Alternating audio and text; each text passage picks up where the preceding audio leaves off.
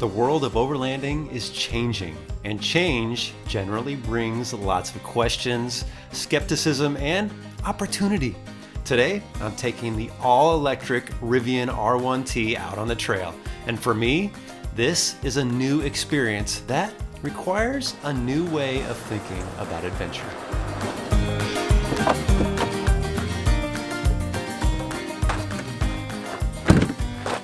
Welcome to TrailRecon, I'm Brad, and behind me is a Rivian R1T, a full electric truck. And this belongs to the folks over at Go Fast Campers, and I asked them if I could borrow this because I've seen them out there using this thing out on the trails. Plus, it's outfitted with one of their new prototype campers, which I think we'll take a look at towards the end of this video. But today, what I want to do is not really do a full review of the Rivian because there are plenty of those on YouTube. Although, I'm going to share my thoughts and opinions, and we'll talk about some of the specs and how I feel about it. But I want to dive deeper into a conversation about electric vehicles in the overland and off-road space because there are many out there and there are more to come, and I think that there is an honest conversation to have here. Now, I'm going to be blunt with you guys. I have a lot of the same skepticisms and criticisms and questions that you guys have about electric vehicles. But today I want to keep an open mind and I want to see how this thing performs. And I want to talk about some of the pros and cons and just my experience. I mean, I've had this thing for a couple days now and I'm going to get it dirty for the first time and I'm excited to see what it'll do. Let's head down the trail and talk about the Rivian just a little bit. All right, now, first thing we need to do is put this thing in off-road mode and raise the height. And that's gonna give us 15 inches of ground clearance, and there's no differentials under there. That's a full 15 inches all the way underneath, and it should give us some good articulation getting over obstacles. Now, it's like a 35-degree approach angle, a 27-degree breakover angle, and a 30-degree departure angle. Those are great numbers for a truck.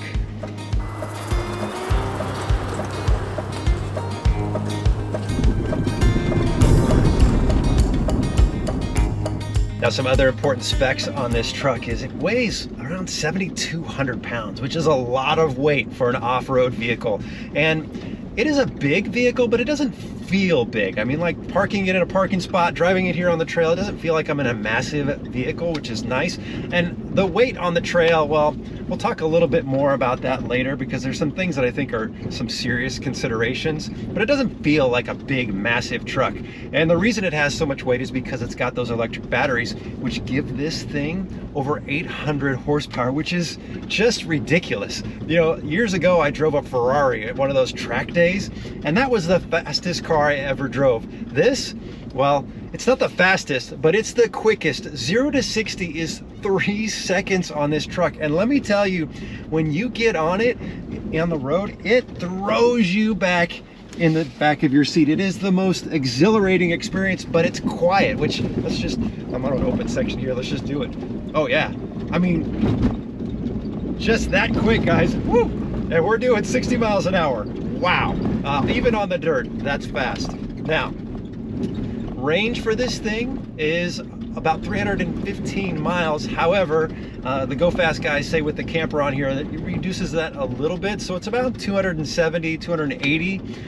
This morning, let me tell you how my morning started. I was coming out here and I was hoping to get out here early with the sunrise, and I went to one of the fast charging stations on the way here, and it said it was gonna take an hour and 45 minutes to charge up. I tried a different charger thinking maybe there was something wrong with that one because that sure seemed like a long time for a fast charger, but no, that was actually the case. But that's to get to 100%, which honestly for today, I didn't really need. And so once I sat there for a little over a half hour, I realized, you know what, I'm already over 250 miles. I'm not gonna use 250 miles today, so I should be just fine. Now, if I was gonna come out here for several days, which I normally do, I'll spend 2 or 3 days out here, 250 miles is pushing the limits.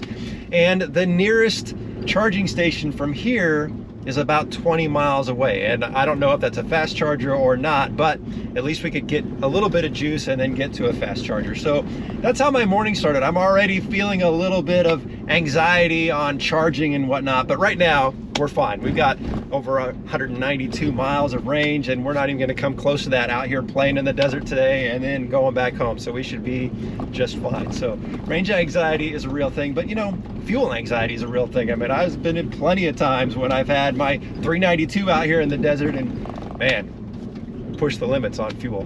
But thankfully there's plenty of gas stations around. There's more and more electric stations in the US. Every day I see new ones, but there's still just not enough out here in remote areas like this.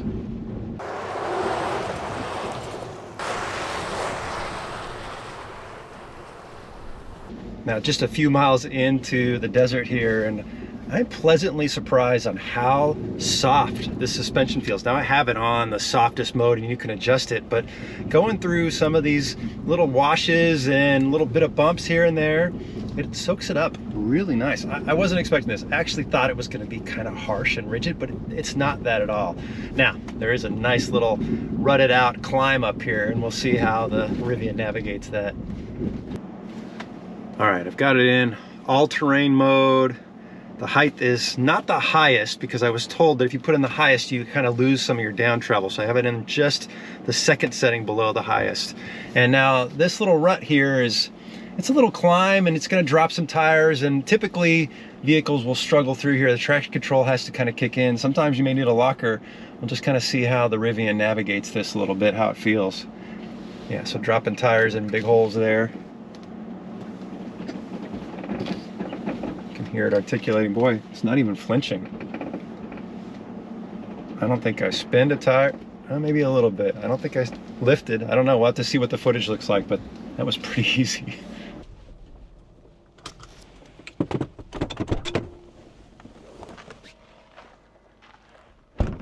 I know what you guys are thinking. You're like, Brad, that's not a very hard obstacle. Well, it's a really good steep climb. Those ruts are probably bigger than they look on camera. And well, when I brought my Land Cruiser here for the very first time on street tires, it was lifting tires and spinning, and the traction control was working. So it wasn't as easy as the Rivian just made it look. That's pretty impressive. Now, this isn't my truck. There are harder obstacles that I could go tackle out here, but I don't want to break it for two reasons. One, it's not my truck. And two, I don't know how to fix an electric vehicle. I could probably sort my way through fixing and sorting out suspension components. I brought tools and recovery just in case. But if something happens with the electrical, the motors or whatnot, well, I don't even know where to begin. And that's one of the challenges with electrical vehicles. You know, a lot of us have a lot of knowledge about internal combustion engines, and we can usually work our way through some of those repairs, or there's somebody nearby that knows how to fix them. But when it comes to a vehicle like this, well, a lot of us don't have those skills, and a lot of mechanics don't. And I guarantee nobody here for 50 to 100 miles is going to know how to work on this Rivian. So I can't break it. And that's a big drawback. You know, if this was my vehicle, I would dive head into learning as much as I could about electric motors and the electrical system. And I don't even know, do you bring spare parts? I don't even know how that works. It's intriguing to me, but right now it's definitely a drawback. All right, I haven't checked out this mine in a while, so I'm gonna go check out that really quick, and then we're gonna head down into the canyon a little deeper.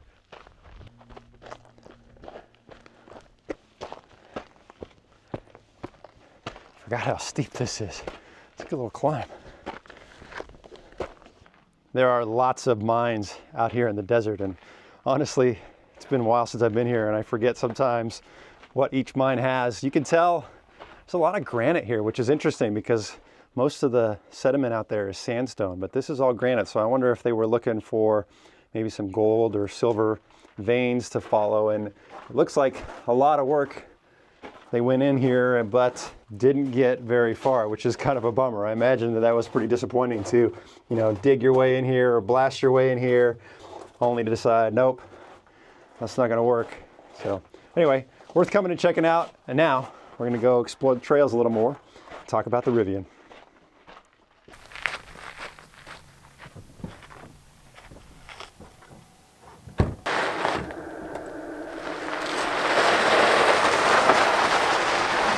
One thing I've already noticed about the Rivian is the turning radius is surprisingly really good, and it's super smooth. But I kind of figured that was gonna be taking some wide turns today, and that hasn't been the case at all. This thing's pretty nimble. And you know what else I like about this thing? Listen to that. It's quiet. You just hear the crunching of the rocks. You can hear some birds off in the distance. There's something special about being out here in all electric mode. You know, I had a Wrangler 4xe for a while, and that was one of the things I really enjoyed about that, was being able to come out here and just not making a whole lot of noise and just listening to everything. Plus, you can really hear the tires and what's going on with the tires, which I really appreciate. But I think, I don't know, I wish Jeep would have done a better job, or hopefully they'll do a better job with the plug-in hybrid, because I think right now that is a good platform. They just need to work out the bugs. But this thing is, I mean, I'm telling you, it's pretty capable, and I'm really enjoying it. The interior, it's cluttered. I got stuff everywhere, camera gear, and I brought all my recovery gear and whatnots back there. But the interior of this is, I mean, it's almost luxurious. It's really nice. You've got all these soft materials, and you've got this, I don't think this is real wood. I'm going through those ruts we came up, so I'm going a little slower. Seems to be doing fine. But the interior is really nice. It's put together well. It doesn't feel like this is a cheap vehicle that was just thrown together. You know, I hear horror stories about some other electric vehicle companies. Their interiors just aren't up to par. This fit and finish in here is, it's pretty nice. Okay, we can go hit the canyon a little bit and see what else we can get ourselves into. I've been running trails out here in Anza Borrego for years, and let me tell you, this place never gets old. We're talking about 600,000 acres of pure adventure. When you're out here, especially at sunrise or sunset, the desert just comes alive in a way that most people never get to see. These washes and trails that I'm running, they've been shaped by countless flash floods and weather that can swing from freezing to over 120 degrees. And there are plants all around that somehow survive it all. And if you roll through here in the spring, the smell of desert lavender and brittle brush is absolutely incredible. That's what makes testing vehicles out here so perfect. Everything is extreme. The terrain, the temperature, the conditions, they all push your rig to its limits. And today, watching this electric vehicle tackle these ancient trails, well, it's like watching two worlds collide.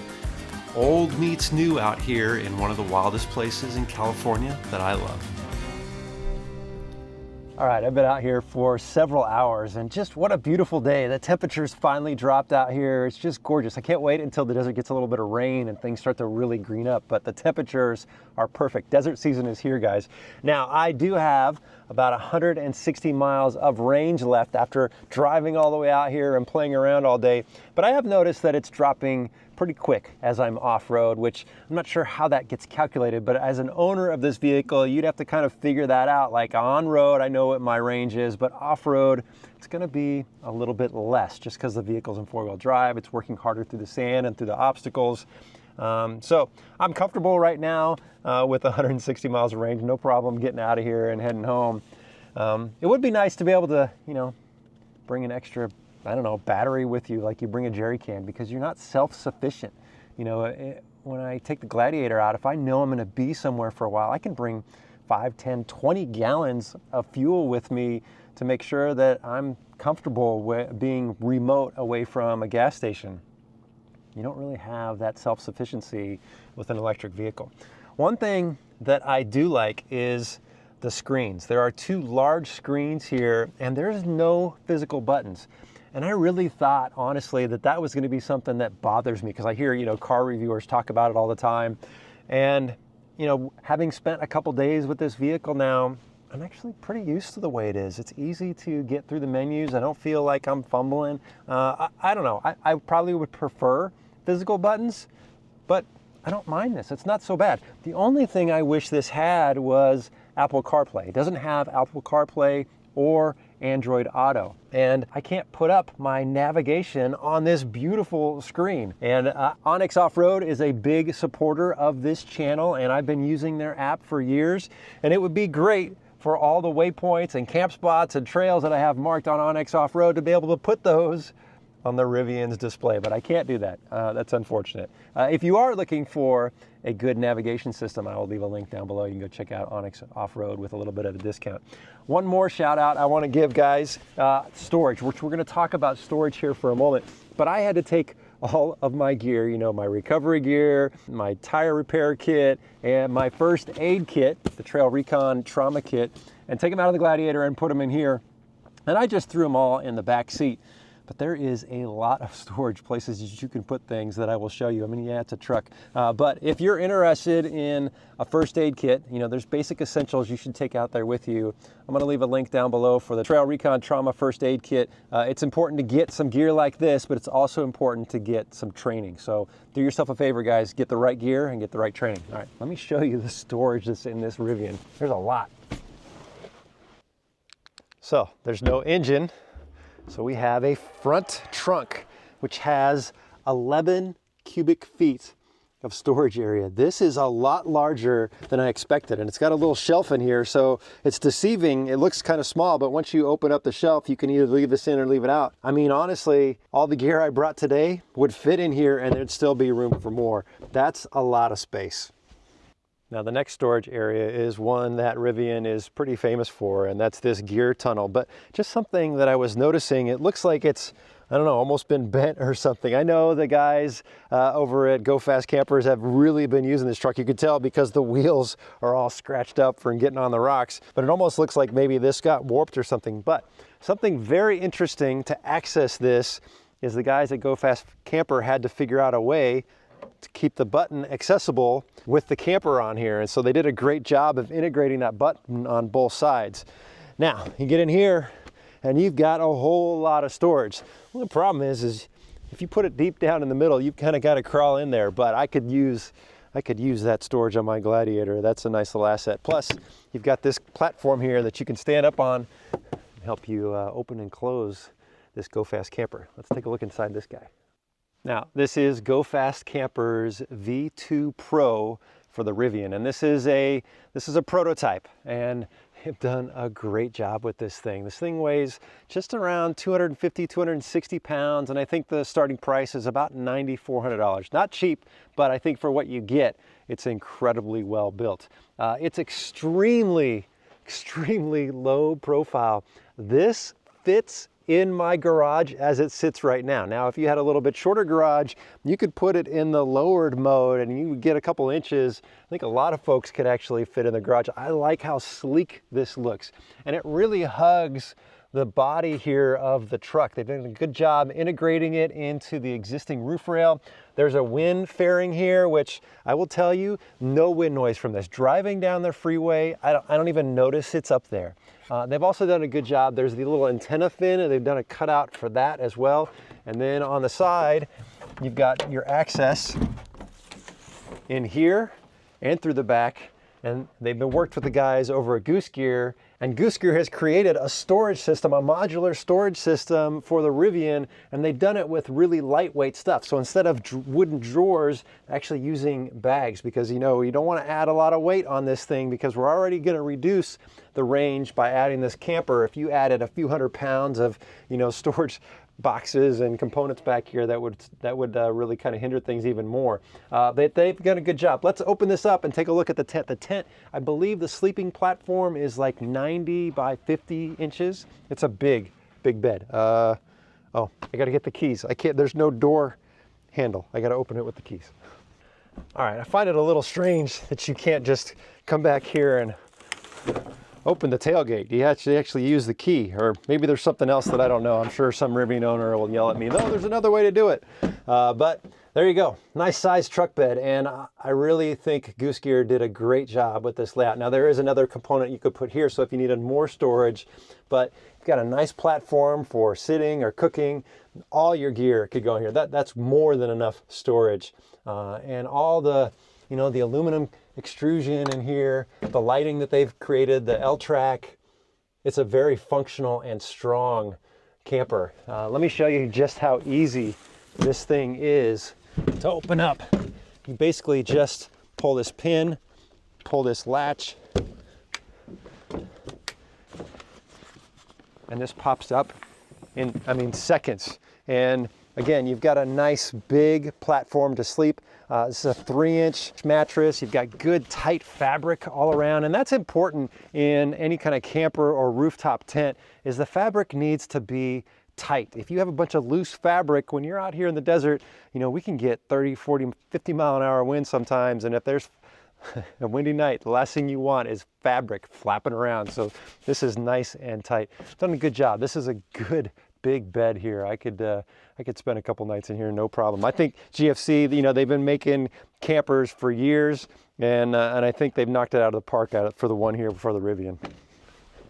You know, when I was in the Navy and I was stationed on the ships, we do general quarters drills, and they would oftentimes get over the 1MC and tell all hands, brace for shock, and you have to grab a hold of something because, you know, there's a missile inbound and you had to be ready for that impact. And well, I kind of feel like that with this video, because I know there's a lot of people out there that are passionate and they're skeptical about electric vehicles, and I hear you, I get it, I am one of those people. But I've really been trying to keep an open mind, because I think there is a place for combustion, for hybrid, for electric vehicles, and I'm excited to see what evolves, what happens. I don't want to not learn about electric vehicles. I don't want to not use an electric vehicle just because I may not agree with it. I think it's something that we need to kind of embrace and figure out, okay, how does this fit in, or how does it not fit in?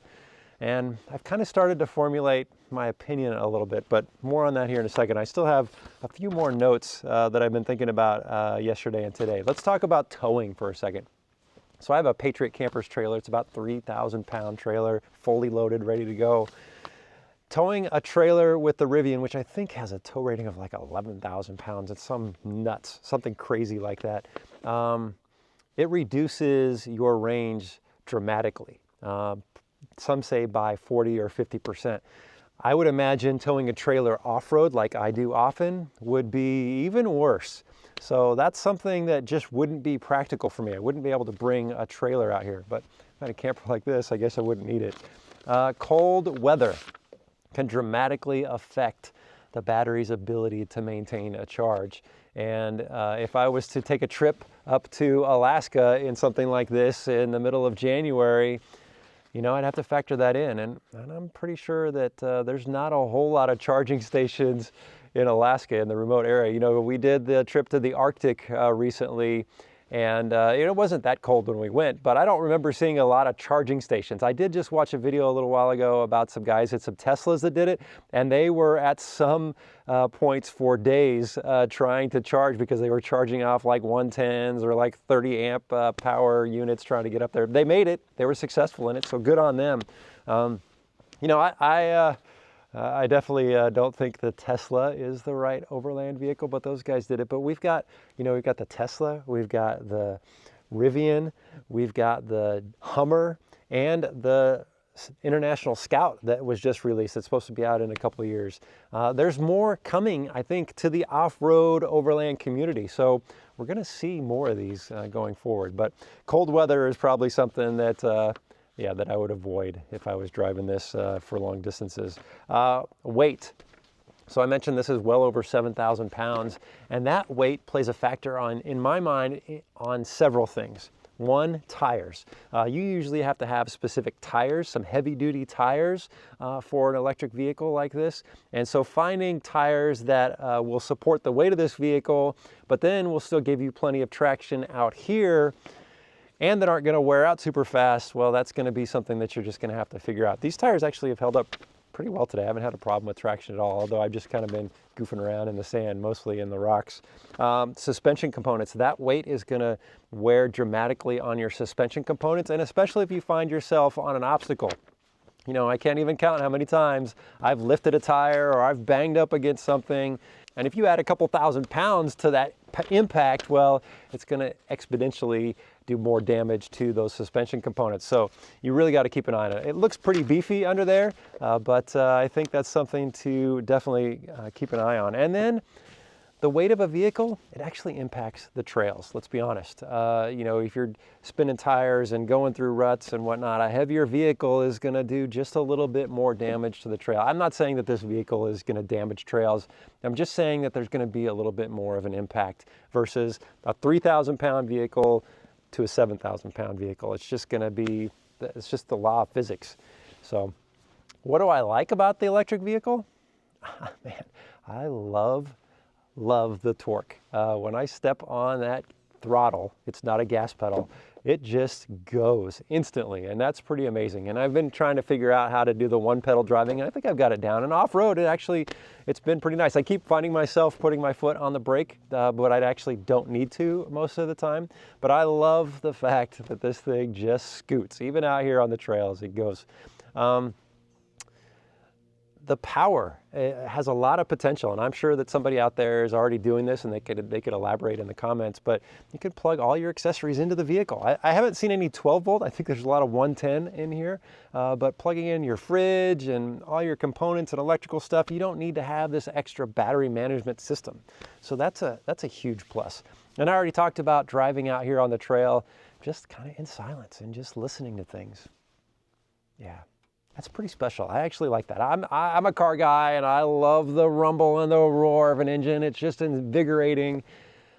But I also like this, and I think you can like them both, can't you? I think so. So all in all, my thoughts on the Rivian, yeah, it's a great truck. I think if you're looking for a good daily driver, that you want to go out on the weekends every once in a while and go do a little bit of trails, I think it's a great vehicle. You know, taking this to a place like Moab and going out and wheeling all day and then coming back to town and charging overnight and going out and wheeling all day and charging overnight, it's perfect for that. I think this fits a lot of need for a lot of people. A lot of people aren't gonna rock crawl, and this is definitely not a rock crawler. It's not solid axle, and you're not gonna put, you know, 37, 40-inch tires on this thing. But for coming out here and exploring out in the desert and doing some moderate trails, which I think it's more than capable of, I think you can do it. Am I gonna take this on a 500-mile off-road adventure? Not gonna happen, not gonna happen. But I think there's definitely a niche for this. If I'm being truthful, I'm more excited about plug-in hybrid technology right now because I think that has a lot more potential in the overland space. I think people can make this work. They just have to plan a little bit better, and they have to be willing to wait while it charges, and that's going to add time. I can't even imagine, like, if I was driving up to Alaska, like, how much time would I spend charging this thing along the way? That's a lot to think about. Okay, guys, so I'll be curious to hear what you think. I know there's going to be a lot of passionate comments, and that's okay. Let's have the discussion. Let's talk about this, but be open-minded, and let's see where this evolves over the next 5 or 10 years, because they're not going away, I don't think. All right, guys, I hope you've enjoyed hanging out with me today. I've had a blast out here. Until next time, safe travels.